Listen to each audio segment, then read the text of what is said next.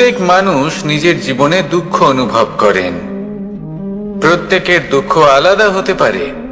কারোর মনে এই দুঃখ থাকে যে সে তার বাবা মায়ের সব ইচ্ছে পূরণ করতে পারেননি।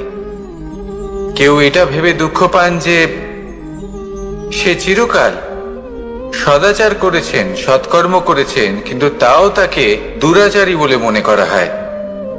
কেউ এটা ভেবেও দুঃখ পান যে তার সামনে যে ব্যক্তি রয়েছেন তার চোখে তিনি শত্রু হয়ে উঠেছেন বা দুষ্ট হয়ে উঠেছেন, যেখানে তিনি হয়তো কোনো অনুচিত কাজই করেননি। এবার এই সমস্ত বিষয় নিয়ে ভেবে নিজের ব্যক্তিত্ব নিয়ে সন্দেহ প্রকাশ করবেন না। যদি নিজের ব্যক্তিত্ব নিয়ে কোনো সন্দেহ থেকে থাকে, তাহলে কর্ম সংক্রান্ত প্রশ্ন করুন যে আপনি যা করেছেন তাতে কি উচিত ছিল, কি অনুচিত ছিল। যেটা প্রয়োজন সেটা এটা বোঝার যে আপনার অন্তর্মন, আপনার বিবেক আপনাকে কি বলছে, আর আপনার অন্তর্মন আর আপনার বিবেক আপনাকে যেটা করতে বলবে শুধু সেটাই করুন। আর তারপরে এই সংসার কি বলবে, কি ভাববে সেসব নিয়ে ভাবতে যাবেন না। কারণ এই সংসার তো ঈশ্বরকেও প্রশ্ন করে থাকে, ঈশ্বরকেও দোষী মনে করে। কখনো কখনো যখন কোনো ঘটনা মানুষের ইচ্ছা অনুযায়ী ঘটে না, তখন মানুষ এটা বলে যে হে ঈশ্বর, আপনি আমার পাশে থাকলেন না, আপনি বড়ই কঠোর, এটা আপনার দোষ। যেখানে বেশিরভাগ সময় হয়তো সে নিজেই নিজের কর্মফল ভোগ করছে। আর কখনো কখনো ঈশ্বর হয়তো তার জন্য আরো ভালো কোনো পরিকল্পনা করে রেখেছেন, কিন্তু মানুষ এটা বুঝতে পারে না। তাই দিনের শেষে যেটা প্রয়োজন সেটা হলো নিজের মনের কথা বুঝতে হবে। আপনার বিবেক কি বলছে শুধু সেটাই করুন, আর সামনে এগোতে থাকুন। আমার সাথে ভালোবেসে বলুন, রাধা রাধা। সবাই বলেন যে জীবনে কাদের সঙ্গ লাভ করছি সেটা খুব গুরুত্বপূর্ণ। এক ঝুড়ি ফলের মধ্যে যদি একটা পচা ফল আপনি রেখে দেন, তাহলে আস্তে আস্তে সমস্ত ফল পচে যায়। সেই জন্য কথায় আছে যে কুসঙ্গ থেকে দূরে থাকো। কিন্তু কি করা যায়? এই সংসার খুবই ছোট। যেখানে আমরা কাজ করি, যেখানে আমরা থাকি, যে পথে আমরা আসা যাওয়া করে থাকি, যে পথে আমরা ভ্রমণ করি, সেখানে এমন অনেক সংখ্যক ব্যক্তি থাকেন যাকে দেখে আমরা মনে করি যে এদের থেকে দূরে থাকতে হবে। তখন আমরা কি করতে পারি? তাদের কি আমরা পরিত্যাগ করব? তাহলে এই সংসারে এমন অনেক মানুষ আছেন, তাহলে কি সংসারই পরিত্যাগ করব? না, সেই ফলের মতন হবেন না যারা একটি পচা ফলের উপস্থিতির জন্য নিজেরাও নষ্ট হয়ে যান। বরং হয়ে উঠুন চন্দন বৃক্ষের মতন, যেটা আসলে সাপেদের বাসস্থান, যেখানে অনেক সংখ্যক অত্যন্ত ভয়ানক বিষধর সাপ থাকে। তারপরেও এই চন্দন, সে কিন্তু নিজের শ্রেষ্ঠত্ব হারায় না, এর মূল্য কিন্তু সেই একই থাকে। মনে রাখবেন, এই সংসারে নিজের সঙ্গ বদলানোর পূর্বে নিজেকে বদলান। নিজেকে কিছুটা এমন ভাবে গড়ে তুলুন যে কেউ আসুক না কেন সে যেন আপনাকে বিভ্রান্ত বা দূষিত না করতে পারে। আসুন আমার সাথে ভালোবেসে বলুন, রাধা রাধা। মানুষ জীবনে অনেক ধরনের সুখ লাভ করে। অর্থ সুখ, পরিবারের সুখ, বৈভবের সুখ।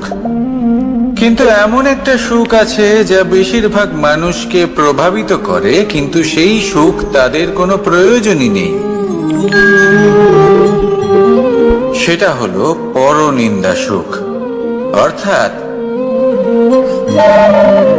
এমন কোনো ব্যক্তিকে নিয়ে নিন্দা করা, তার প্রতি অনুচিত শব্দ প্রয়োগ করা, কারণ সেই ব্যক্তিকে আপনি পছন্দ করেন না। আর এমন অনেক মানুষ আছেন যারা এই কাজ করে খুব আনন্দ লাভ করেন, যেটা করা উচিত নয়। কারণ এতে আপনার সময়, আপনার ঊর্জা আপনার নিজের অন্তরের ইতিবাচক শক্তি আপনি নষ্ট করে ফেলছেন। আর এই সব কিছুই আপনার প্রয়োজন আছে। যাদেরকে আপনার পছন্দ নয় সেই ব্যক্তির বিষয়ে কথাই বলবেন না। সেই সব ব্যক্তির দিকে মনোনিবেশ করুন যাদের আপনি ভালোবাসেন। সেই সব কাজে মন দিন যেগুলো আপনার ভালো লাগে। সেই বস্তুর দিকে নজর দিন যেগুলো আপনার প্রিয়, নিজের লক্ষ্যের দিকে, এই সব কিছুর দিকে নয়। এমনটা করলে আপনার জীবনে আপনি সেই সব বস্তুর দিকে নজর দিতে পারবেন যারা প্রকৃত অর্থে আপনার জীবন আরো শ্রেষ্ঠ করে তোলে। এমনটাই করুন, জীবন আরো অনেক বেশি সুন্দর হয়ে উঠবে। আর তখন এই মন প্রসন্ন হয়ে বলবে, রাধা রাধা। আজ আমরা আবার সাফল্য আর অসফলতার বিষয়ে কথা বলবো। সফল ব্যক্তি কে হয় এবং অসফল ব্যক্তি কে হয়, এই বিষয়ে আমরা আগে অনেকবার কথা বলেছি। প্রত্যেক ব্যক্তি সাফল্য লাভ করতে চান, কিন্তু প্রত্যেক ব্যক্তি সাফল্য লাভের এই কাজে সফল হতে পারেন না। এবার এটা কেন হয়, এর পেছনে কারণটা কি?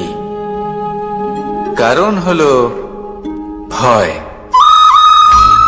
সফল ব্যক্তি হলেন তিনি যিনি নিজের সিদ্ধান্ত দ্বারা এই সমস্ত সংসারকে বদলে দিয়ে থাকেন, এবং অসফল ব্যক্তি হলেন তিনি যিনি এই সংসারকে দেখে এর বিষয়ে ভেবে নিজের সিদ্ধান্ত বদলে ফেলেন।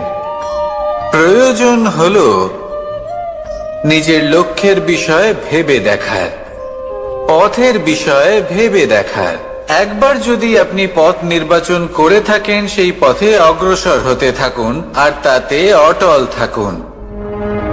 সবসময় দৃঢ় প্রতিজ্ঞ হন। আপনি যদি কোনো পথে টিকে থাকেন আর নিরন্তর পরিশ্রম করতে থাকেন, তবেই আপনার জীবনে সাফল্য আসবে। যদি কথায় কথায় লোকে কি ভাববে, লোকে কি বলবে, এ কথা ভেবে নিজের সিদ্ধান্ত পাল্টান, তাহলে কখনো নিজের লক্ষ্যে পৌঁছতে পারবেন না। আসুন আমার সাথে ভালোবেসে বলুন, রাধা রাধা। মানুষের 6টি বড় শত্রু রয়েছে, আর এরা অন্য কোথাও নয়, বরং মানুষের অন্তরেই বাস করে। এই 6টি শত্রু হলো কাম, ক্রোধ, মোহ, লোভ, ঈর্ষা আর অহংকার। কিন্তু এরা কি চিরকাল আপনার শত্রু হিসেবেই থেকে যায়? এদেরকে নিজের বন্ধু করে তোলা কি সম্ভব নয়? ভেবে দেখুন না।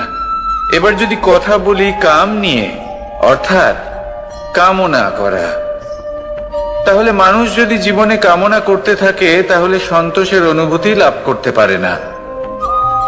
কিন্তু এই কামনাই মানুষের বন্ধু হয়ে উঠতে পারে। কিভাবে? ধরুন, যদি মানুষ ভাবে আমি আরো অনেক বেশি শ্রেষ্ঠ ব্যক্তি হয়ে উঠতে চাই, আর তার জন্য কর্ম করে, পরিশ্রম করে, তাহলে ভবিষ্যতে গিয়ে শ্রেষ্ঠ ব্যক্তি হয়ে উঠতে পারে কামনার কারণে। অর্থাৎ এই কামনাই ওর বন্ধু হয়ে ওঠে। কিন্তু ধরুন কোনো মানুষ যদি চায় সে শ্রেষ্ঠ ব্যক্তি হয়ে উঠবে, কিন্তু তার জন্য না কোনো কর্ম করছেন আর না কোনো পরিশ্রম করছেন, আর অধর্মের পথে চলতে শুরু করে দেন, তাহলে এই কামনাই তার শত্রু হয়ে উঠতে পারে।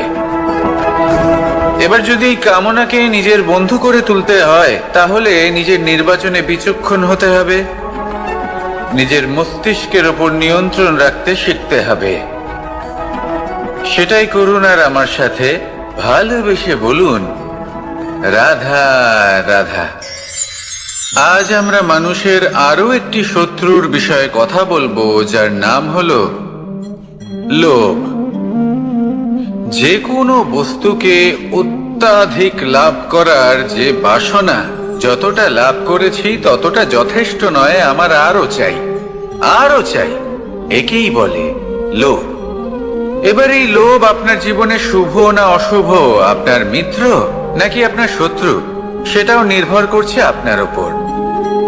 যেমন ধরুন, কোনো ব্যক্তির অসম্ভব ধনের লোভ, সে সেটা অর্জন করছে আর সেটা সংগ্রহ করছে, আর সেটা লাভ করার জন্য সে অনৈতিক কাজ করছে। যদি এই সব হতে থাকে তাহলে লোভ কিন্তু আপনার পক্ষে অত্যন্ত ক্ষতিকারক। কিন্তু যদি সেই ব্যক্তি ধরুন ধন অর্জন করছেন, তার সাথে নীতিও পালন করছেন, আর সংগ্রহ করার পরে সেটা সংসারে ছড়িয়ে দিচ্ছেন, যদি এমনটা হয় তাহলে এই লোভ আপনার বন্ধু হয়ে উঠতে পারে। যদি আপনার সৎসঙ্গ লাভ করার, সৎকর্ম করার লোভ থাকে, তাহলে আপনি কখনো একা থাকবেন না। যদি ভালোবাসা প্রদান করার লোভ থাকে, এই সংসারকে সাহায্য করার লোভ থাকে, তাহলে এই লোভ যা সংসারের শত্রু, সেটা কিন্তু আপনার সাথে পরমাত্মার মিলন ঘটাতে পারে। এবার এই লোভকে নিজের মিত্র করে তুলবেন নাকি শত্রু করে তুলবেন, সেই সিদ্ধান্ত আপনারই। আসুন আমার সাথে ভালোবেসে বলুন, রাধা রাধা। কখনো এই প্রকৃতির দিকে তাকিয়ে থাকবেন। এই প্রকৃতি অনেক ধরনের শিক্ষা দেয়। কোনো একটা গাছকে দেখুন, কিভাবে সে মাটি থেকে জল শুষে নেয়। সে ঝড় হোক বা হোক কড়া রোদ, সব সহ্য করে এবং অবশেষে সে ফল ধারণ করে। আর সেই ফল উৎপন্ন করার পরে সে ফল কিন্তু সে নিজে গ্রহণ করে না, এই সংসারকে প্রদান করে, যাতে পশু পাখি মানুষ তারা এই ফল গ্রহণ করে শক্তিশালী হয়ে উঠতে পারে, সুস্থ থাকতে পারে। সেভাবেই নদী, সরোবর এরা নিজেরাও কিন্তু নিজেদের জল গ্রহণ করে না, মাটিকে প্রদান করে, পশু পাখিকে প্রদান করে। সূর্য নিজেও নিজের জন্য প্রজ্বলিত হয় না, সে প্রকাশ ছড়িয়ে দিতে চায় আমাদের সবার কাছে, সে আলো পৌঁছে দিতে চায়। এই প্রত্যেকের কর্মে পরমার্থ নিহিত আছে, আর সেই জন্যই এদের সকলকে পুজো করা হয়। তাই মনে রাখবেন, আপনার কাছে জীবন যাপনের অতিরিক্ত যা কিছুই আছে তা পরমার্থের জন্য। তাহলে তার সদ্ব্যবহার করুন আর আমার সাথে ভালোবেসে বলুন, রাধা রাধা। পরিবর্তন, এটা হলো সৃষ্টির অমূল্য নিয়ম। এই সংসারে সবকিছু সময়ান্তরে পরিবর্তিত হয়, এই সময়ও পরিবর্তিত হয়। পরিবর্তন চিরকাল হয়ে এসেছে আর চিরকাল হতে থাকবে।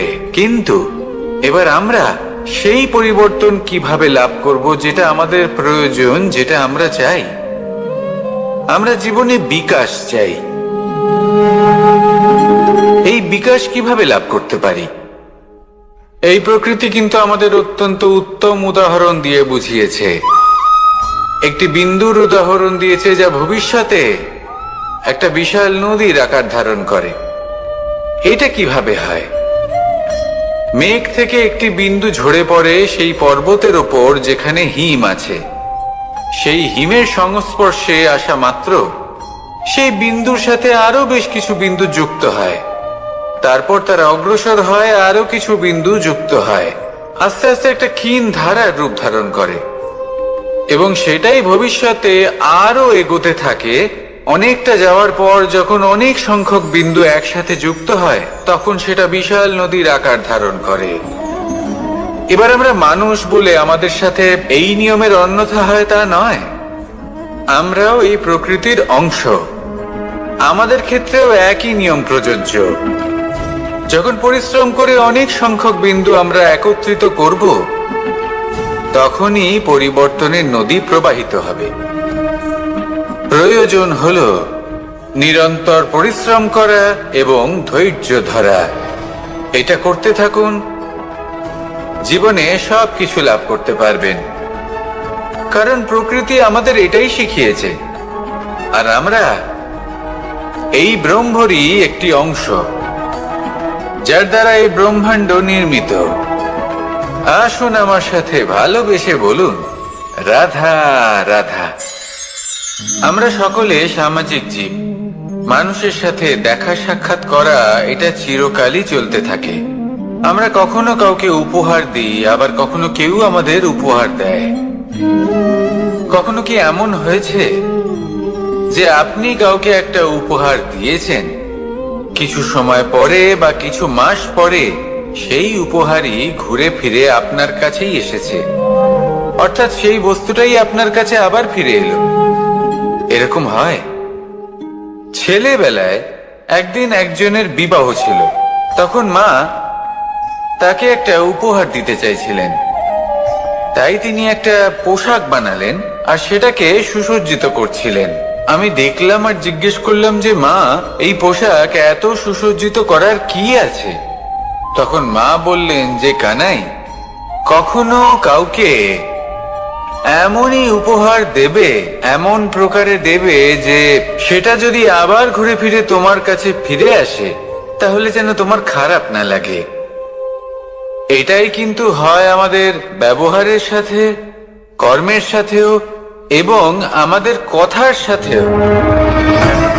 তেমনই আচরণ করবেন যে আচরণ আপনি সহ্য করতে পারবেন। যদি মুখ থেকে কটু কথা বেরোতে থাকে, তখন নিজেকে সংযত করে নিন। সেই শব্দই প্রয়োগ করুন যেটা আপনি তার বদলে শুনতে চাইবেন, এবং আপনার দুঃখও হবে না। কারণ আপনার কর্ম এমন একটা উপহার যেটা আবার ঘুরে ফিরে ফলস্বরূপ আপনার কাছেই আসবে। সেই জন্য নিজের আচরণ শুভ করুন, নিজের মানসিকতা শুভ করুন, নিজের মুখ থেকে মধুর বাণী নিঃসৃত করুন, আর এইভাবেই মধুর ভাবে বলুন, রাধা রাধা। এই সংসারে প্রত্যেকটা জিনিসের নিজস্ব একটা বিশেষত্ব আছে, আর তার বিশেষত্বর জন্যই তাকে বিশেষ গুরুত্ব দেওয়া হয়। যদি কথা বলি অস্ত্রের, যেমন তরোয়াল। তরোয়াল নির্মাণ করা হয়েছে রক্ষার জন্য। কত তাড়াতাড়ি সে সামনে উপস্থিত শত্রুকে নিধন করতে পারে। এবার এই তরোয়ালের কোন গুণটা দেখা প্রয়োজন? সেটার ধার। সেই বস্তুটি নয় যার মধ্যে এই তরোয়াল রাখা হয়। সেইভাবেই যদি আমি কথা বলি বাণের, তাহলে এটা প্রয়োজনীয় নয় যে সেই বাণ কতটা তীক্ষ্ণ, কতটা বলশালী। এটা দেখা প্রয়োজন যে তার আকারটা কেমন। সে কি বাতাস ভেদ করে নিজের লক্ষ্যে পৌঁছতে পারবে? সেটা বেশি গুরুত্বপূর্ণ। সেই জায়গাটা নয় যেখানে সেই বাণ রাখা হয়। ঠিক সেইভাবে যদি আপনি কোনো মানুষেরই মূল্য বুঝতে চান, তাকে পরখ করে দেখতে চান, তাহলে তার জাতি, তার ধর্ম, তার রূপ, তার আকার, সেগুলো দেখে তাকে পরখ করতে চেষ্টা করবেন না। তাকে পরখ এই সব কিছুর ভিত্তিতে করবেন না।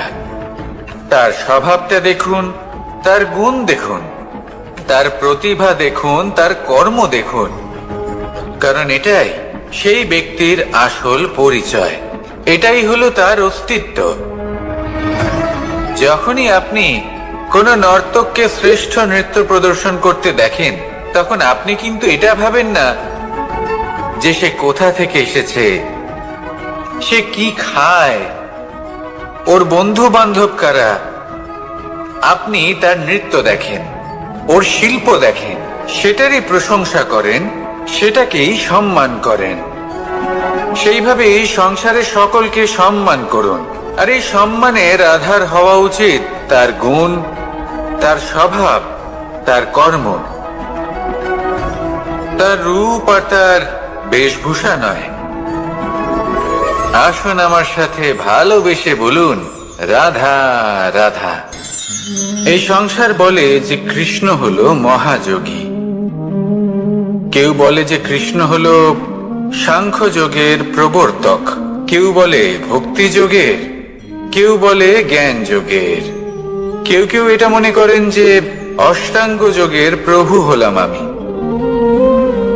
কিন্তু এই যোগ আসলে কি?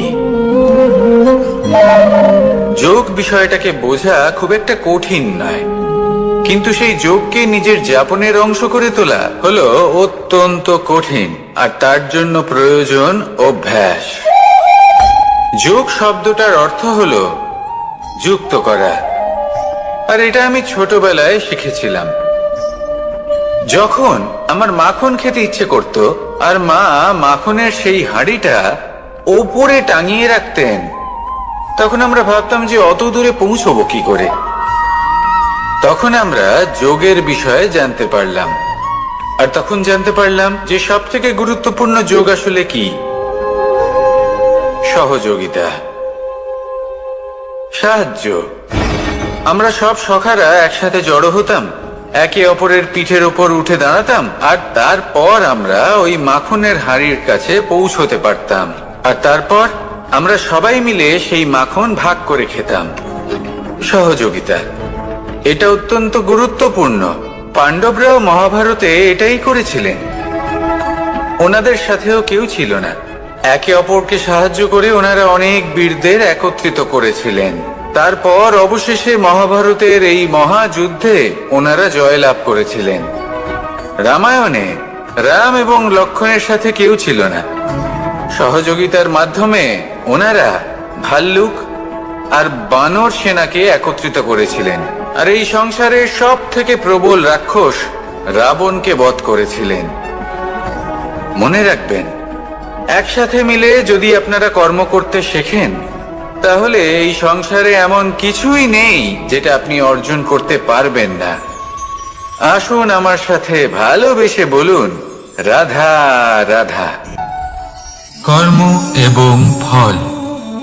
মানুষের স্বভাব হলো এটাই যে তিনি নিজের প্রত্যেক পরিশ্রমের প্রতিফল প্রার্থনা করেন। বেশিরভাগ সময় এই ফলাফলের চিন্তা করতে করতে, কল্পনা করতে করতে উনি কর্ম করতে থাকেন যে আমি এই কাজটা করলে এই ফল পাবো। সেই সব কল্পনা করতে থাকেন যা না তার হাতে আছে, না আছে অধিকার, আর না আছে নিয়ন্ত্রণ। উনি শুধু নিজের কর্ম করতে পারেন। উনি কি ফল পাবেন তা তার হাতে কখনোই নেই। তাই আপনিও শুধুমাত্র কর্ম করতে থাকুন, ফলের চিন্তা করবেন না। মনে রাখবেন, শিকড় এবং শাখা যেভাবে একে অপরের সাথে জড়িয়ে, সেইভাবেই একে অপরের সাথে জড়িয়ে কর্ম এবং ফল। যেরকম কর্ম আপনি করবেন, সেরকম ফল আপনি অবশ্যই পাবেন। তাই এই ফলের আশায় কর্মের সময় কখনোই নষ্ট করবেন না, কারণ যে ব্যক্তি সময় নষ্ট করেন, সময় সেই ব্যক্তিকে অবশ্যই নষ্ট করে দেয়। কর্ম করুন নিঃস্বার্থভাবে, ফলের চিন্তা করবেন না, আর আমার সাথে ভালোবেসে বলুন, রাধা রাধা। কর্ম এবং ফল। দেখতে গেলে এই সমস্ত ব্রহ্মাণ্ড এই দুইয়ের মাঝেই স্থির হয়ে আছে। মানুষজন কর্ম করেন ভালো ফল লাভের আশায়, আর ভালো ফল লাভের আশায় উনি এটাই ভুলে যান যে উনি যে কর্ম করছেন তা কি করছেন। আমি বলেছিলাম কর্ম করুন ফলের চিন্তা না করে, কিন্তু কি কর্ম করছেন সেই বিষয়ে ভাবাটাও অত্যন্ত আবশ্যক। নয়তো অনেক সময় আমরা এমন কর্ম করে ফেলি যা না চাইতেও বিষে পরিণত হয়, যা হয়েছে দুঃশাসনের সাথে, দুর্যোধনের সাথে, গুরু দ্রোণের সাথে। একজনের মানসিকতা উচিত ছিল না, একজনের বিবেক উচিত ছিল না, আরেকজন যে পক্ষ নির্বাচন করেছিলেন সেই পক্ষ উচিত ছিল না।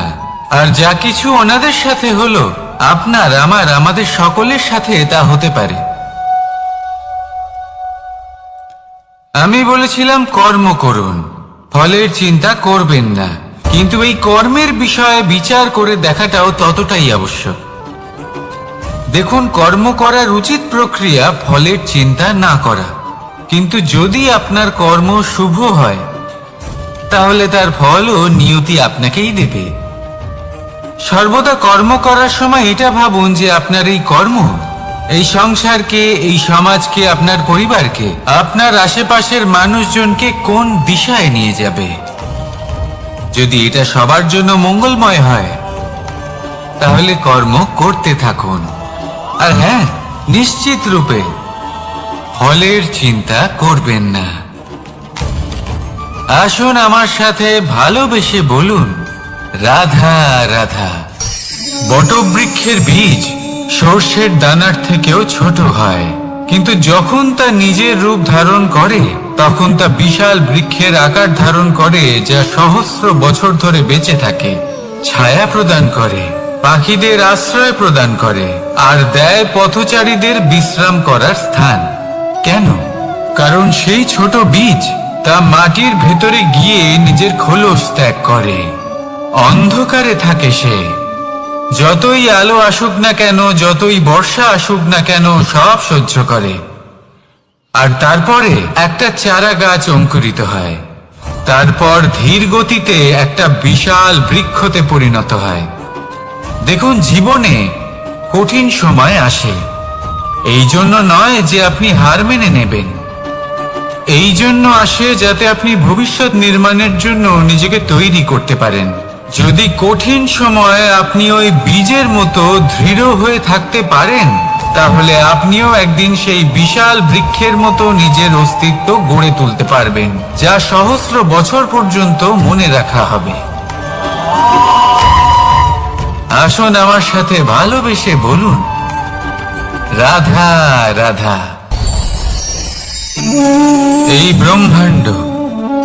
এই ব্রহ্মাণ্ড কত বৃহৎ, তাই না? যার সম্মুখে এই পৃথিবীকেও একটা বিন্দুর মতো মনে হয়।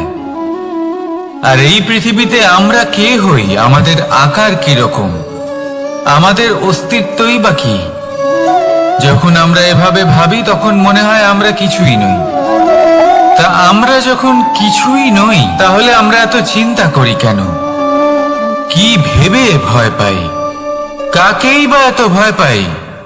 কে আমাদের মারতে পারে আর কেই বা আমাদের জন্ম দেবে? আত্মার আসলে না কখনো জন্ম হয় আর না কখনো মৃত্যু। আত্মা শুধুই শরীর বদল করে। আপনি, আমি, আমরা সকলে এই শরীর নয়, আমরা হলাম আত্মা, যা হলো পরম আত্মার পরম অঙ্গ। সেই জন্য মনে রাখবেন, বাইরের কোথাও দেখবেন না, নিজের অন্তরের গভীরে গিয়ে দেখুন, আত্মাকে উপলব্ধি করতে শিখুন। ক্লেশ, ভয়, চিন্তা, এই সব কিছুর থেকে নিজেকে দূরে রাখুন, তাহলেই উপলব্ধি করতে পারবেন পরমাত্মাকে। তাহলে আসুন আমার সাথে ভালোবেসে বলুন, রাধা রাধা। পরিবর্তন এই সংসারের শাশ্বত নিয়ম। কোন রাজা নেই যিনি চিরকাল রাজা থাকেন, কোন ধনী ব্যক্তি নেই যিনি চিরকাল ধনী থাকবেন। এই সংসারে সূর্যের স্থান নেওয়ার জন্য চন্দ্রিমার আগমন ঘটে। কোন স্থান যাকে পতিত বলা হয়েছিল, সেখানে মহল তৈরি হয়েছে। কোন স্থান যাকে আজ মলিন বলা হয়েছে, কাল সেখানে মন্দিরও স্থাপন হতে পারে। কোন ঋতু চিরকালের জন্য থাকে না, কখনো সময় চিরকাল একরকম থাকে না। আজ যা আপনার কাছে রয়েছে, কাল অন্য কারোর ছিল। আজ যে আপনার কাছে রয়েছে, কাল তা অন্য কারোর কাছে চলে যাবে। আপনার সাথে কিছু থাকলে তা হলো আপনার কর্ম, কিন্তু সেই কর্মের পরিণামও আপনার নয়। আপনি শুধু কর্ম করুন, বাকি সবকিছুই পরিবর্তনশীল। কিন্তু সেই পরিবর্তনকে দেখে ভয় পাওয়ার প্রয়োজন নেই, তাকে স্বাগত জানান। যদি আপনি হাসি মুখে সেই পরিবর্তনকে স্বাগত জানান, তাহলে এই পরিবর্তনও হাসি মুখে আপনার সাথে থাকবে। আসুন আমার সাথে ভালোবেসে বলুন, রাধা রাধা। সঞ্চয় মানুষের যখন থেকে বোধ বুদ্ধি হয়, সঞ্চয় করতে আরম্ভ করে দেন। সঞ্চয় করতে থাকেন ভোজনের, সঞ্চয় অর্থের, সঞ্চয় শক্তির। নিজের জন্য করেন, নিজের পরিবারের জন্য করেন, নিজের স্ত্রীর জন্য করেন, সন্তানের জন্য করেন, সন্তানের সন্তানের জন্যও সঞ্চয় করেন। সঞ্চয় করার জন্য ওনার কাছে অনেক কারণ রয়েছে, কারণ উনি এটা ভাবেন যে এই সঞ্চিত শক্তির জন্য কেউ ওনার কোনো ক্ষতি করতে পারবে না। মানুষ ভুলে যান একটা গুরুত্বপূর্ণ কথা, এই সত্য, উনি এই সংসারে খালি হাতেই এসেছিলেন, আর এখান থেকে ওনাকে খালি হাতেই যেতে হবে। যা এখানকার তা এখানেই থেকে যাবে। আর যদি কিছু ওনার সাথে যায় তা হলো ওনার কর্ম, আর কিচ্ছু নয়। তাই যদি কিছু অর্জন করতে চান তাহলে শুভ কর্ম অর্জন করুন, আত্মশক্তি অর্জন করুন, কারণ পরলোকে এটাই হবে আপনার সম্পত্তি। তাহলে কি এটা আপনি অর্জন করতে চান না? আসুন আর আমার সাথে ভালোবেসে বলুন, রাধা রাধা। সদিচ্ছা। দেখতে গেলে 3 অক্ষরে তৈরি এই শব্দ, কিন্তু সমস্ত ত্রিলোক তার উপরেই আধারিত। আপনি এই সংসারে এসেছেন, তখন অবশ্যই শ্বাস নেবেন, কিন্তু তার বদলে আপনাকে কিছু তো দিতেই হবে। আপনার উপর নির্ভর করছে আপনি কি দেবেন। কি দেবেন এই সংসারকে, এই সমাজকে, নিজের পরিবারকে, আর তার বদলে কি নেবেন? যশ নাকি অপযশ?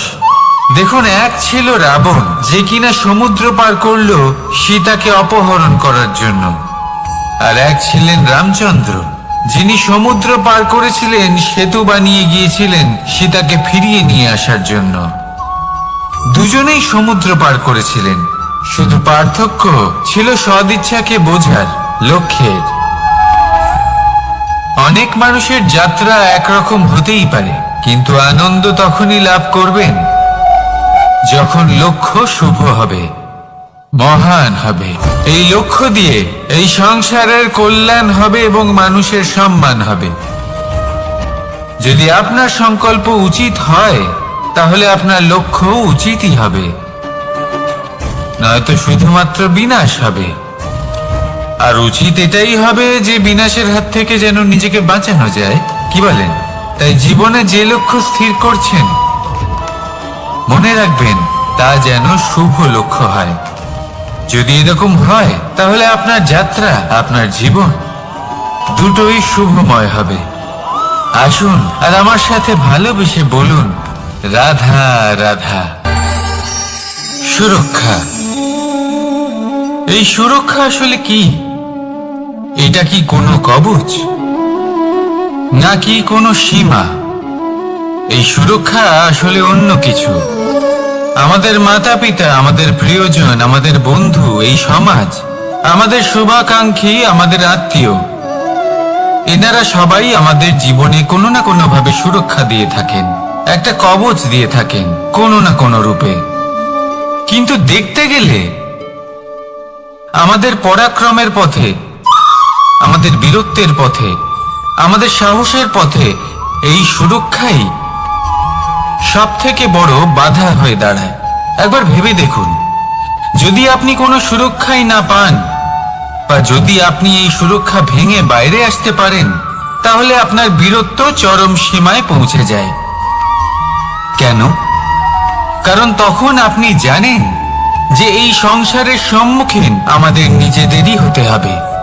আপনি বুঝে যান যে শত্রুর সম্মুখীন এবার নিজের বলের দ্বারা, নিজের পরাক্রমের দ্বারা, নিজের সাহসের দ্বারা করতে হবে। আর তখন আমাদের মনের মধ্যে এই শক্তি জাগ্রত হয়। এই শক্তি অন্তরেই বসবাস করে, শুধু এটা চিনে নিতে হবে, একে জাগ্রত করতে হবে। আর এটা সুরক্ষা ভেঙে যাওয়ার পরেই সম্ভব হয়। আর যারা নিজের শক্তি সম্পর্কে জানেন, যিনি নিজেই জানেন তিনি কতটা শক্তিশালী, তিনি নিজেই নিজের সুরক্ষা কবচ চিরকালের মতো ভেঙে ফেলে দেন, ঠিক কর্ণের মতো। আর তারপরে দেখুন, আপনার পরাজয় হোক বা বিজয়ী হোক না কেন, সেটাই অনেক বড় হয়। সেটাই প্রশস্ত হয়ে থাকে। সেই জন্য ত্যাগ করুন নিজের ভয়কে, নিজের আশেপাশের এই সুরক্ষা চক্রকে ভেঙে ফেলুন, আর সম্মুখীন হন এই সংসারের নিজের শত্রুর সম্মুখীন হন। পরাক্রমের এই অঙ্কুর, তা অঙ্কুরিত হওয়ার জন্য বীজের উপরের এই কবচ, এটা ভেঙে যাওয়া অতি আবশ্যক। আসুন আমার সাথে ভালোবেসে বলুন, রাধা রাধা। যখন আমরা হাঁটতে থাকি আর আমাদের পায়ে কাঁটা বিঁধে যায়, তখন মুখ দিয়ে আহ বেরিয়ে আসে, কান্না চলে আসে, আর অনেক সময় অভিশাপও বেরিয়ে আসে। কিন্তু আমরা কি কখনো এটা এইভাবে দেখেছি, এইভাবে ভেবেছি যে আমরা যে পথে চলেছি সেই পথে কাঁটা বিঁধেছে, নাকি আমরা সেই পথ নির্বাচন করেছি যাতে শুধুই কাঁটা রয়েছে? নাকি আমরা এভাবে ভেবে দেখেছি যে এই কাঁটা আমাদের কষ্ট দিতে এসেছে, নাকি এটা আমরাই বিছিয়ে রেখেছিলাম? সাবধান থাকা উচিত ছিল, কারণ কাঁটা বিঁধলে যন্ত্রণা হবে, চিৎকার করে ফেলতে পারি, মুখ থেকে অভিশাপও বেরিয়ে আসতে পারে। কিন্তু এই অভিশাপ শুধুমাত্র আমাদের তরফ থেকে অভিশাপ হয়, সামনের ব্যক্তিটির ওপরও নির্ভর করে। এবার সেই ব্যক্তি যদি এমন হয় যে ফুল আর কাঁটা এই দুই সমানভাবে গ্রহণ করতে পারে, তার কাছে অভিশাপও বরদানে পরিণত হয়। শেষ পর্যন্ত ব্যাপারটা দাঁড়ায় ভাবনা, চিন্তা, দৃষ্টিভঙ্গির ওপর। কারণ আপনার এই ভাবনাই সত্যি হয়ে সামনে আসে। সেই জন্য এই ভাবনা, চিন্তা, মানসিকতাকে গুরুত্ব সহকারে দেখবেন। এই বিবেচনা নিয়ে বিবেচনা করতে শিখুন। আমার কথার অর্থ হলো যে জীবনে যখন এরকম কিছু একটা ঘটবে, তখন ভেবে দেখুন যে এরকম কেন হলো। আপনি কি এমন কোনো কর্ম করেছিলেন যার কর্মফল এটা? এমন কোনো কাজ যা অনুচিত ছিল, অসত্য ছিল, যা অভদ্রতার কারণ ছিল? ভেবে দেখা প্রয়োজন। দেখুন, ইচ্ছে হলো আপনার যে আপনি কি করতে চান, ভাবনা আপনার, সত্য আপনার, জীবন আপনার, সিদ্ধান্ত আপনার। আসুন আর আমার সাথে ভালোবেসে বলুন, রাধা রাধা। সময়, এই সময় আসলে কি? এই সময় একটা সরল রেখা তো কখনোই নয়। সময় হলো একটা চক্র, যেখানে এর আদি সেখানেই হলো এর অন্ত, আর যেখানে তা শেষ হয় সেখান থেকেই তার শুরু হয়। এই সময় একটা অত্যন্ত বিচিত্র চিন্তা, বিচিত্র ভাবনা, একটা বিচিত্র বস্তু যা কেউ বুঝতে পারেন না। এই সময়ের লীলা, এর কোনো প্রমাণ নেই, কোনো জ্ঞান নেই, কোনো পরিমাপ নেই। শুধু এটুকু আমরা জানতে পারি, যেখানে শেষ হবে সেখান থেকে একটা নতুন সূচনাও হবে। যা আজ আপনার কাছে আছে, কাল অন্য কারোর কাছে যাবে, তারপরে তার কাছ থেকেও অন্য কারোর কাছে যাবে, তারপরে তার থেকেও ছিনিয়ে নেওয়া হবে। এই নিয়তির একজনের কাছ থেকে অন্যজনের কাছে আদান প্রদানের এই সময় হলো আপনার সময়। এই সময়ের সদ্ব্যবহার করুন, এই সময়কে বাঁচুন। আপনাকে শুধু এটাই সুনিশ্চিত করতে হবে যে আপনি কোন পক্ষে আছেন। আর সত্যি বলতে কি, আপনার জীবনের পরিণাম নির্ভর করে আপনার নির্বাচনের ওপর। আপনি কোন পক্ষ নির্বাচন করছেন? তাহলে মনে রাখবেন, জীবনে সেই পক্ষই নির্বাচন করবেন যা চয়ন করার পরে আপনি সুখ অনুভব করবেন, আপনি সন্তোষ লাভ করবেন, প্রসন্নতা লাভ করবেন। আর আমি এটাই সুনিশ্চিত করব যে এই পক্ষ যেন শান্তির পক্ষ হয়, এই পক্ষই যেন প্রেমের পক্ষ হয়। তাহলে চিন্তা করবেন না, আর আসুন আমার সাথে ভালোবেসে বলুন, রাধা রাধা। আজ আমি আপনাকে এমন এক গল্প শোনাবো যা আমার নন্দ বাবা আমাকে শুনিয়েছিলেন যখন আমি ছোট ছিলাম। কাহিনী একজন সাধু আর একজন বিছের। একবার এক সাধু নদীর পাড়ে স্নান করছিলেন। উনি দেখলেন যে জলের প্রবাহে একটা বিছে ভেসে যাচ্ছে। তার প্রাণ বাঁচানোর জন্য উনি তাকে তুলে নদীর পাড়ে রাখার চেষ্টা করলেন, কিন্তু যেই সেই বিছেকে উনি হাতে তুললেন, সেই বিছে ওনাকে কামড়ে দিল। সাধু আবার চেষ্টা করলেন, সেই বিছেকে হাতে নেওয়াতে সে আবার তাকে কামড়ে দিল। আরো একবার চেষ্টা করাতে ওনার শিষ্য ওনাকে জিজ্ঞেস করল, এ আপনি কি করছেন গুরুদেব? এসব কি হচ্ছে? আপনি তারই প্রাণ বাঁচানোর চেষ্টা করছেন যে আপনাকে কামড়ে দিচ্ছে। গুরুদেব উত্তর দিলেন যে ও বিছে হয়েই নিজের কর্ম করছে, নিজের প্রবৃত্তি, নিজের ব্যবহার বদলাচ্ছে না। তাহলে আমি সাধু হয়ে তা কেন বদলাবো? এর তাৎপর্য হলো সরল, যে সংসারে কিছু মানুষ আছেন যারা হয়তো খারাপ, দুষ্ট প্রকৃতির, আর হয়তো তারা কখনোই বদলাবেন না, কখনোই কোনো পরিবর্তন আসবে না। কিন্তু তার মানে এই নয় যে আমরা আমাদের কর্ম করা ছেড়ে দিই, আমরা আমাদের প্রচেষ্টা ছেড়ে দেব। আগে না, আমাদের তো করতেই হবে, কারণ ইতিহাস সাক্ষী আছে যে এই চেষ্টা এই সংসারের ধারাকেও বদলে দিতে পারে। তাহলে আপনিও আসুন আর আমার সাথে ভালোবেসে বলুন, রাধা রাধা।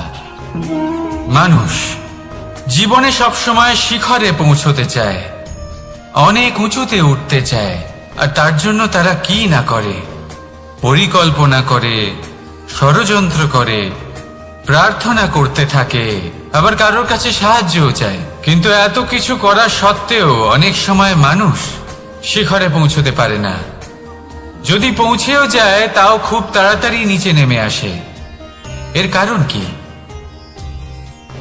একটা উদাহরণ দিয়ে বোঝানো যাক। এই হলো ময়ূর পেখম, আর এই হলো পাথর। যদি এই পেখমকে হাওয়ায় ছুঁড়ে দিই তবে ও উড়তে থাকে, কিন্তু এই পাথর অতি শীঘ্রই মাটিতে নেমে আসে। এর কারণ কি? ভার। এই পাথর হলো ভারী, আর এই শিক্ষাই আমাদের গ্রহণ করতে হবে। ঠিক এইভাবেই যদি আমাদের মন দ্বন্দ্ব আর অহংকার দ্বারা পরিপূর্ণ হয়ে থাকে, তাহলে তা কখনোই শিখরে পৌঁছবে না। পৌঁছে গেলেও খুব শীঘ্রই মাটিতে নেমে আসবে। তাই এই মনকে হালকা করতে শিখুন, অহংকারকে, এই হিংসাকে ত্যাগ করুন। তারপর উঁচুতে উড়ে তো দেখুন কত উঁচুতে উঠতে পারবেন আপনি। আসুন আমার সাথে ভালোবেসে বলুন, রাধা রাধা। মানুষ এক অত্যন্ত বিচিত্র প্রাণী। পরিকল্পনা করে, ষড়যন্ত্র করে, প্রচেষ্টা করে, কাউকে পরাজিত করার চেষ্টাও করে। সাপকে একটা দড়ি মনে করে হাতে চেপে ধরার চেষ্টা করে, কিন্তু একটা কথা বুঝতেই পারে না, সময়ের এই সাপ, এটা হাতে চেপে ধরাই যায় না। আর আপনি যা করবেন তা আবার ফিরে আসবে আপনারই সামনে। দেখুন, এতে কিছুই যায় আসে না যে আপনি কুম্ভকারের পুত্র নাকি কৃষ্ণের পুত্র। যদি আপনি অনুচিত কর্ম করেন তাহলে আপনার সাথেও অনুচিতই হবে। অশুভ কর্ম করলে আপনার সাথেও অশুভই হবে। কুরু বংশ অত্যন্ত মহান বংশ ছিল। এই কুরু বংশ কি হলো তার সাথে? একটা গোটা বংশ বয়ে গেল, কারণ ওনাদের উদ্দেশ্য অশুভ ছিল। অন্যদিকে 5 জন বনবাসী পাণ্ডব মহাভারত বিজয়ী হলেন, কারণ তাদের উদ্দেশ্য শুভ ছিল। তাই মনে রাখবেন, শুভ অগ্নি প্রজ্বলিত করবেন, শুভ তাপ সঞ্চার হবে। অশুভ অগ্নি প্রজ্বলিত করবেন, নরকেই জ্বলতে হবে। তাহলে আসুন আর আমার সাথে ভালোবেসে বলুন, রাধা রাধা। মানুষ জীবনে সবসময় সুখ পেতে চান, কিন্তু এই সুখ, এটা আসলে কি? এই সুখের আসল রূপ কি? আমি বলি, সুখের আসলে 2টি রূপ হয়, বাহ্যিক সুখ, আত্মিক সুখ।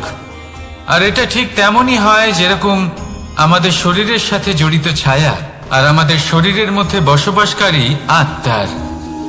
যদি ছায়ার কথা ভেবে দেখেন তাহলে বুঝতে পারবেন আমাদের শোবার সময় ভোরবেলা এই ছায়া অনেক বড় হয়ে যায়।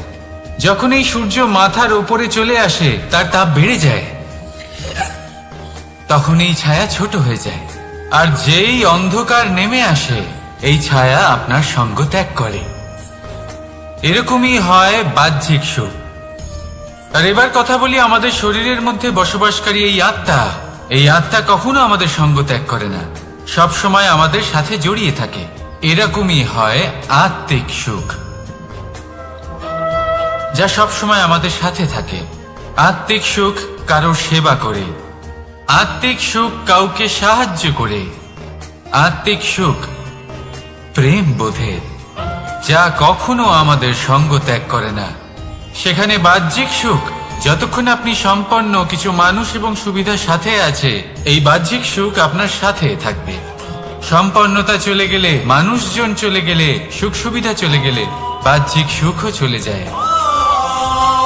তাহলে এই আত্মিক সুখ খুঁজে নিন এবং সেই সুখের সাথেই বলুন রাধা রাধা। আপনি কখনো কোনো সাধারণ পাখি দেখেছেন? যেমন বাবুই। সে কি করে? সে কোনো গাছের ডালে নিজের বাসা বানায়। এবার সেইখানে বাসা বানানো সহজ ব্যাপার, কারণ সামগ্রী আশেপাশেই পাওয়া যায়। কিন্তু সমস্যা হলো আক্রমণ। কোনো সাপ বা অন্য কোনো পশু ওর বাসাতে ওর সন্তানদের উপর না আক্রমণ করে বসে, এই ভয়ে তার সব সময় থাকে। আর এটা সব থেকে কঠিন ব্যাপার এদের জন্য, নিজের বাসায় নিজের সন্তানদের সুরক্ষা। আর বাজ পাখি, যদি আমরা বাজের কথা বলি তাহলে তারা কি করে?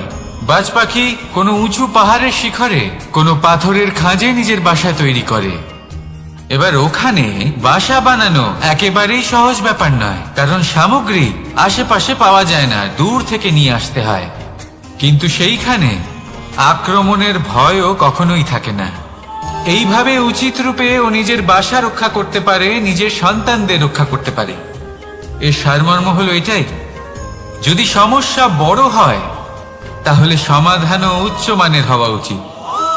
একটা বাজ পাখির মতো ভাবা আরম্ভ করে দিন। জীবনে যে কোনো সমস্যা ছোট মনে হবে। রাধা রাধা। জীবনে এমন কিছু কাজ রয়েছে যা আপনাকে একাই করতে হয়, আর এমন কিছু কাজ রয়েছে যা আপনাকে একসাথে মিলে করতে হয়, একজোট হয়ে, সঙ্গবদ্ধ হয়ে। এবার সঙ্গবদ্ধ বলতে কি বোঝাতে চাইছি?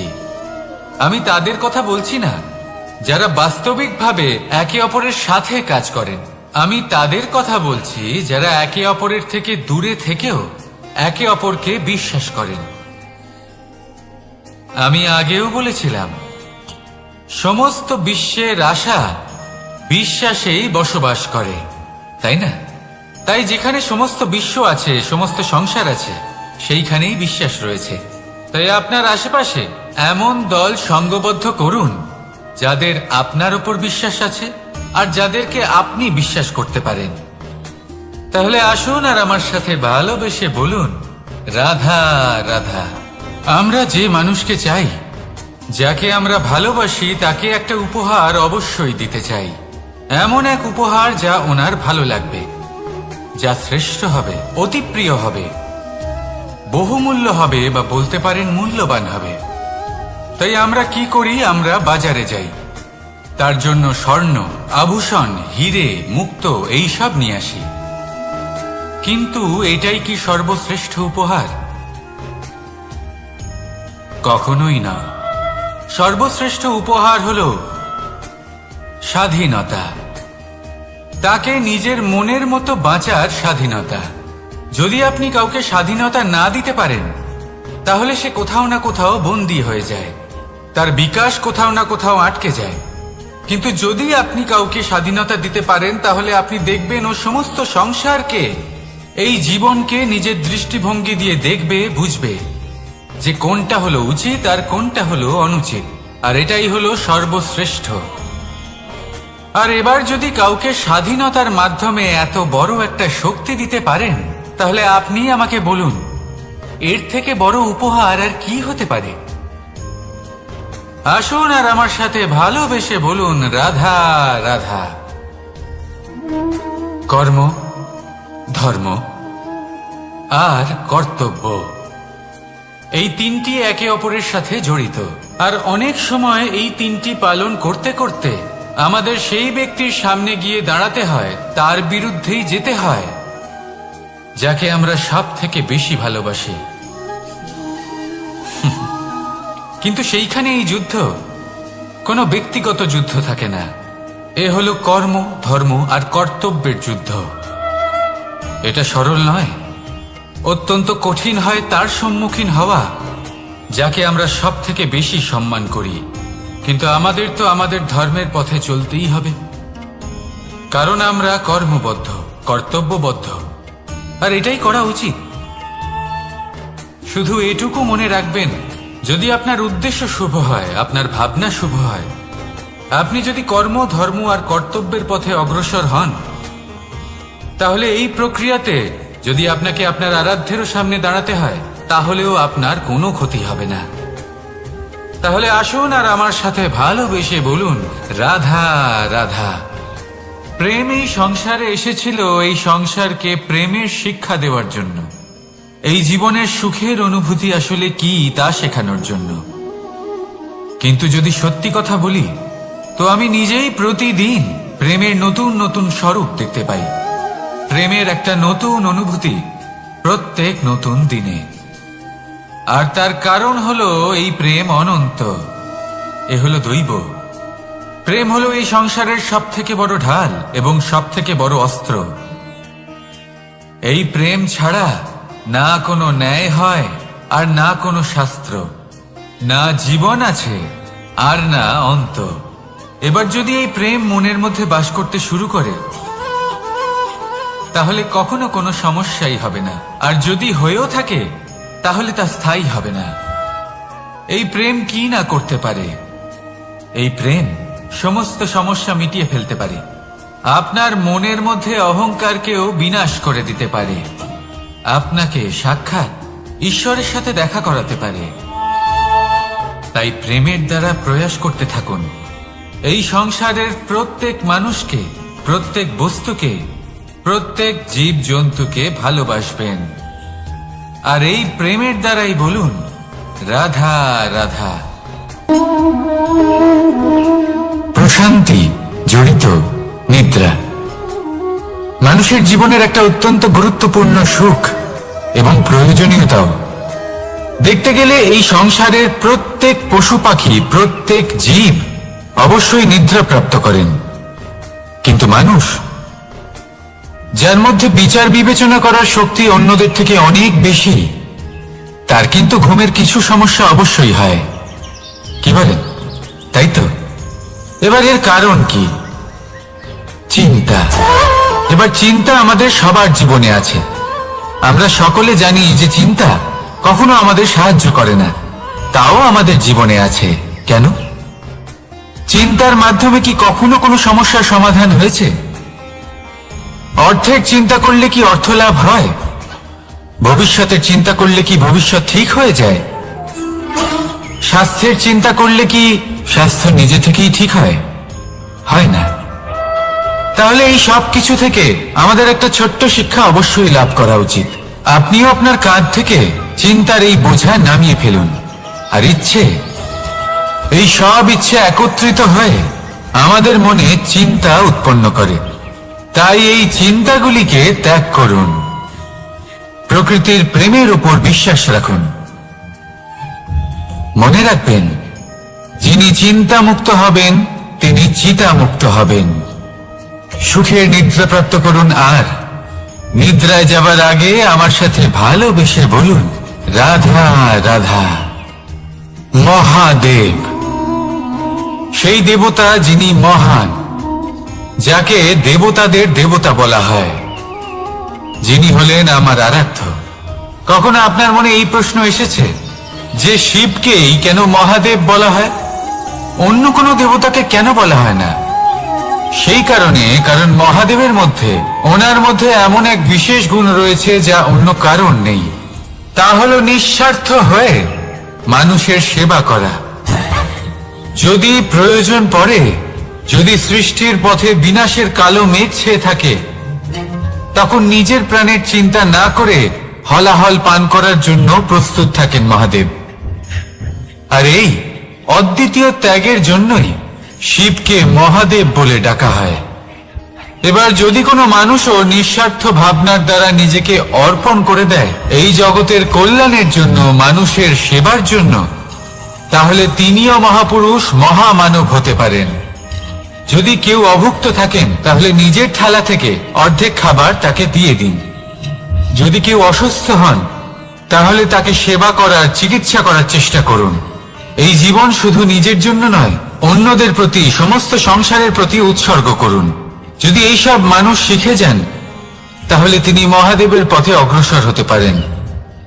যদি মানুষ নিঃস্বার্থ ভাবনার দ্বারা এই সংসারের সেবা করতে শিখে যান তাহলে তিনি নিশ্চিত রূপে মহামানব অবশ্যই হতে পারবেন। আসুন আমার সাথে ভালোবেসে বলুন, রাধা রাধা। স্বর্ণ, হিরে, মুক্ত, মানিক, এই সব কিছুকে আগে পাথর বলা হতো। তাহলে এমন কি হলো যে এদের রত্ন বলা হয়? আর রত্ন তা বাস্তবে আসলে কি? এটা হলো সেই পাথর যাকে আগে আগুনের তাপ সহ্য করতে হয়েছে, পরখ করা হয়েছে, যাচাই করা হয়েছে, এদের কাটার চেষ্টা করা হয়েছে, কিন্তু তারা কখনোই নষ্ট হয়নি, বরং তারা আরো উদ্ভাসিত হয়েছে, আরো উজ্জ্বল হয়েছে, এই সংসারে আরো প্রকাশ ছড়িয়ে দিয়েছে। সেই জন্য এরা হলো এত অমূল্য, সেই জন্য এরা হলো বহুমূল্য, সেই জন্য এদের রত্ন বলা হয়। এবার মানুষের কাছেও এই নির্বাচনের অধিকার রয়েছে যে আমরা শুধু পাথর হয়ে থাকব নাকি রত্ন হয়ে থাকব। কিভাবে? আমাদের জীবনেও অনেক সমস্যা রয়েছে, বাধা আছে, বিপত্তি আছে। আমরা সেই বাধার তাপে উত্তপ্ত হই, এই সমস্যা আমাদের কাটার চেষ্টা করে। অনেক মানুষ বিভিন্ন পরিস্থিতি আমাদের ভাঙার চেষ্টা করে, কিন্তু আমাদের নষ্ট হলে চলবে না। যেভাবে এই রত্ন সমস্যার সম্মুখীন হয়ে পাথর থেকে রত্ন হয়েছে, সেইভাবেই আমাদেরও আমাদের সমস্যার সম্মুখীন হয়ে রত্ন হয়ে উঠতে হবে, এই সংসারে প্রকাশের স্রোত হয়ে উঠতে হবে। তাহলে এটাই করুন আর আমার সাথে ভালোবেসে বলুন, রাধা রাধা। সংসারে সব থেকে বড় শক্তি আসলে কি? কেউ বলবেন শারীরিক শক্তি, কেউ বলবেন অস্ত্রের শক্তি, কেউ বলবেন জ্ঞানের শক্তি। ঠিক আছে, কিন্তু যদি আমি বলি সংসারের সব থেকে বড় শক্তি হলো শক্তি কোনো এক তথ্যের, আগে হ্যাঁ, তথ্য। এই তথ্য নিজেই কিন্তু খুব শক্তিশালী, অত্যন্ত শক্তিশালী অস্ত্র হলো এই তথ্য। আর সত্যি বলতে অনুচিত তথ্যের থেকে অনেক বেশি ঘাতক হলো অসম্পূর্ণ তথ্য। যেরকম আজ শাম্ব রুক্মির সাথে করেছে, ওকে অসম্পূর্ণ তথ্য দিয়েছে, তার ফলে বিনাশ হলো। যদি এইভাবেই আপনার কাছেও কোনো অসম্পূর্ণ তথ্য আসে, আর যদি আপনি তা পরখ না করে দেখেন, যাচাই না করে দেখেন, আর নিজের কর্ম করেন, তাহলে উত্থানের বদলে আপনি পতনের সম্মুখীন হবেন, বিকাশের বদলে আপনার বিনাশ হয়ে যাবে। মনে রাখবেন একটা অত্যন্ত গুরুত্বপূর্ণ কথা, সঠিক তথ্য পাওয়া সঠিক তথ্য দেওয়ার থেকে অনেক বেশি গুরুত্বপূর্ণ। আশা করি এই কথা আপনি বুঝেছেন। জীবনে যখনই কোনো তথ্য আপনি পাবেন, সেই বিষয়ে ভেবে দেখুন, পরখ করে দেখুন, যাচাই করুন, তারপর নিজের কর্ম করুন। আর আমার সাথে ভালোবেসে বলুন, রাধা রাধা। ধর্ম এবং প্রেম, এই দুই হলো একই মুদ্রার দুই পিঠ। যদি এদের মধ্যে কোনোটা নষ্ট হয়ে যায় তাহলে দ্বিতীয়টাও থাকে না। কখনো ভেবেছেন এমন কেন হয়? তার জন্য আগে আপনাকে বুঝতে হবে যে ধর্ম আসলে কি। ধর্ম সেটাই যা এই সংসারের প্রত্যেক মানুষকে একে অপরের সাথে সুখ এবং শান্তিতে থাকতে প্রেরণা যোগায়। এই প্রেরণার আধার হলো প্রেম। প্রেম সেটাই যা আপনার মধ্যে অন্য কারোর প্রতি করুণাবোধ জাগিয়ে তোলে, সম্মান জাগিয়ে তোলে। এবার যদি প্রেম চলে যায় তাহলে সবার আগে বিনাশ হবে সম্মান আর করুণাবোধের। এবার যেখানে না প্রেম রয়েছে, না সম্মান রয়েছে, না করুণা রয়েছে, সেখানে ধর্ম কিভাবে বাস করবে? অশুভ ইচ্ছে জাগ্রত হয়ে ওঠে, ক্রোধ জাগ্রত হয়ে ওঠে, অহংকার জাগ্রত হয়ে ওঠে, আর তারপর আরম্ভ হয় অধর্মের। তাই যা যা ভাবনা আপনার অন্তরে প্রবেশ করছে করতে দিন, কিন্তু যাই হোক না কেন এই প্রেমকে নিজের থেকে দূরে যেতে দেবেন না। এই প্রেমকে চিরকাল নিজের কাছে রাখুন, নিজের হৃদয়। আর এই প্রেম ভাব নিয়ে বলুন, রাধা রাধা। মানুষের জীবনে উন্নতি লাভ করার জন্য 3টি স্তম্ভের প্রয়োজন হয়। প্রথম স্তম্ভ শিক্ষা। এই শিক্ষা আমাদের জ্ঞান প্রদান করে।